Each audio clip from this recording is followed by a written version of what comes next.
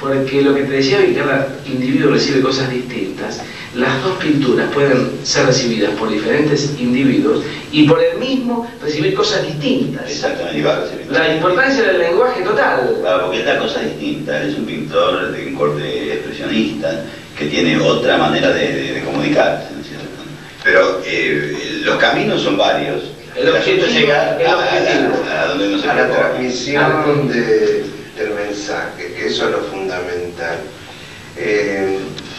Y lo importante en una charla informal que tuve con Héctor Viola fue en algo en que, teniendo nosotros dos caminos distintos como forma de expresión, llegamos a un acuerdo que está en el fondo. Realmente nos acercamos en decir las cosas con la sinceridad, con la profundidad y con todo lo que se hace con ganas y hay autenticidad. Hay espontaneidad en el trabajo. Haciéndolo con autenticidad, aunque el camino sea distinto, se llegan a logros, es una pintura que es fácil para recibir. Fácil para recibir. Ahora, yo tengo siempre esta idea que expongo con mis alumnos y con los amigos de la música.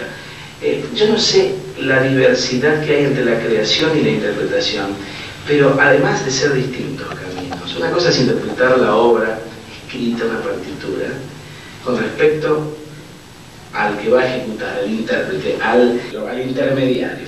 Ahora, el que recibe la pintura, queda con él la percepción, no tiene que retransmitirla, vive en él, ¿no es cierto? Es una percepción distinta. Ahora, el proceso interior es más rápido para ustedes el que ve el color o el que siente el sonido. Bueno, hay dos cosas distintas. La pintura juega en el espacio y la música juega en el tiempo.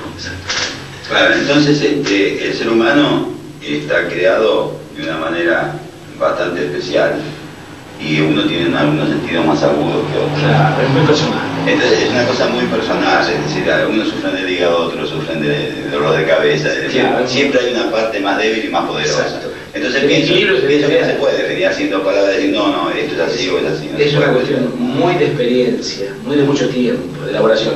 Yo, es muy importante el tiempo en televisión, les agradezco muchísimo a estos dos valores argentinos de la plástica, este abrazo que se dio Buenos Aires con Mar del Plata con Buenos Aires, y les propongo que sigamos en este tema de la pintura y de la música en programas sucesivos, porque creo que hace a la hermandad del pueblo argentino, el arte que sirva como vehículo expresivo, y que este programa, Sonido a la Guitarra, posibilite que dos plásticos importantes se reúnan a dialogar de sus cosas. Yo les agradezco muchísimo esta presencia, y será hasta el próximo programa en un adiós musical, y vamos a tratar en el próximo bloque de terminar con el guitarrista Osuna, de dialogar con respecto a esa hermosa obra del concierto de Aranjuez. Muchas gracias. Muchas gracias, Jorge, y muy contento de haber estado a tu lado y en esta audición que honra a la Argentina, porque todo lo que sea el arte es algo que nos justifica este tiempo y la brevedad con que hemos transcurrido en esta charla. Muchas gracias, suerte. Gracias, muy amable.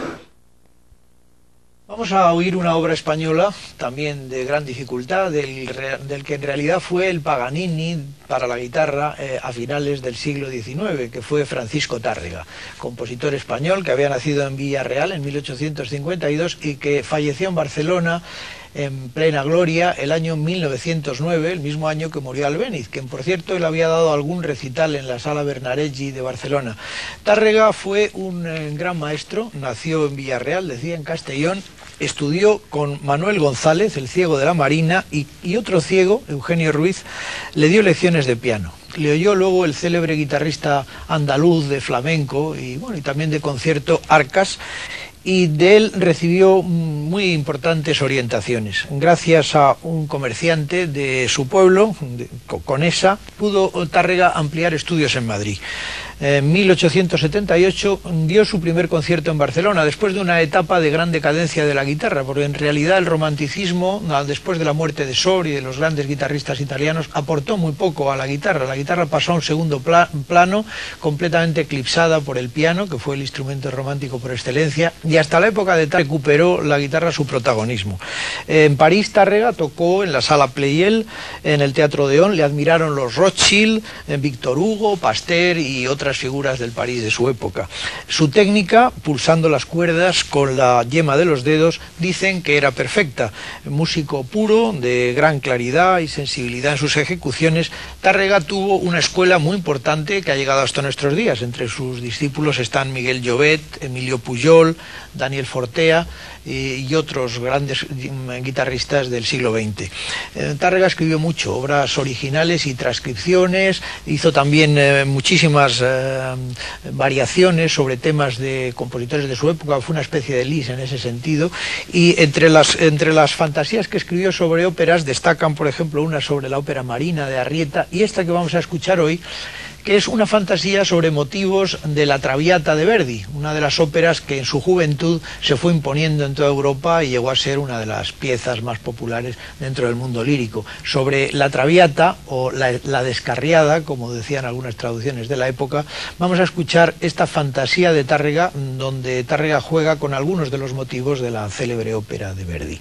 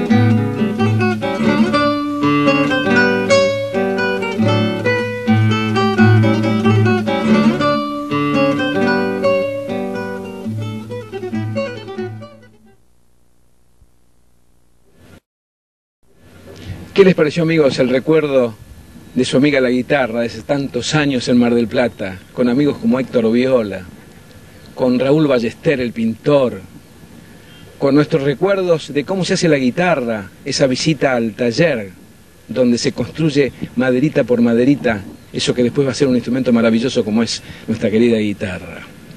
Y todo lo que tiene que ver con la docencia, y todo lo que tiene que ver con el recuerdo, un gran instrumento, nuestro instrumento, la guitarra. Espero que haya una serie de programas que tengan que ver con nuestro instrumento favorito. Pero además les recuerdo, este es un programa que quiero que sea para todos y que quiero que se cumpla ese deseo de Quilmes, capital de la cultura. Muchas gracias, amigos, hasta la próxima en Color y Sonido, nuestro Club de las Artes. Muchas gracias.